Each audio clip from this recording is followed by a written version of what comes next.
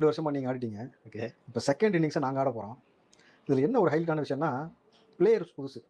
இவங்க ஃப்ரெஷ்ஷான ஆட்டம் பிளேயர்ஸ். ஆமா ஃப்ரெஷ்ஷான பிளேயர்ஸ். இவனுடைய ஆட்டம் எப்படி இருக்குன்னு ஆப்னெட்டுக்கு தெரியவே தெரியாது. ஆனா, ஆப்பு மட்டும் கன்ஃபார்மா இருக்கும். அது மட்டும் எனக்கு நல்லா தெரியுது. ஸோ நம்ம என்ன சொல்லணும்னாக்கா, guys get ready. Get ready folks. இந்த ரஜினி சொல்ற மாரி தான். Guys get ready folks. அதாவது அரசியல் களத்துல அரசியல் சண்டைக்கு தயாராகுங்கள். இதுல ஒரு தனி நபரை பார்த்து ஒரு அரசாங்கமே பயப்படுதுன்னா, அது தளபதி விஜய பார்த்து. அரசாங்கத்தில் இருக்கக்கூடிய ஒட்டுமொத்த சிஸ்டம் இருக்குல்ல, அந்த சிஸ்டமும் பயப்படுதுனாக்கா, அது டிவிகே வாரியர்ஸ பார்த்து. Hats off. ஏன்னா பசங்க செய்யக்கூடிய இந்த வேலை இருக்கு பார்த்தீங்களா, அப்பா! நான் கேள்விப்பட்டத சொல்றேன்.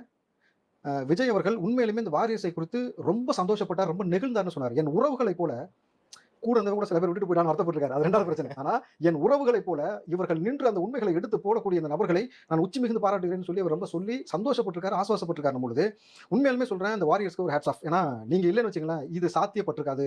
ஒவ்வொரு பிரச்சனையிலும், ஒவ்வொரு விஷயத்தையும் நீங்கள் எடுத்துக் கொடுக்கக்கூடிய தகவலை உளவுத்துறை கூட எடுத்ததான்றது எங்களுக்கு தெரியல. ஏன்னா, அந்த அளவுக்கு நீங்க செய்யக்கூடிய இந்த விஷயம் வந்து ரொம்ப பெரிய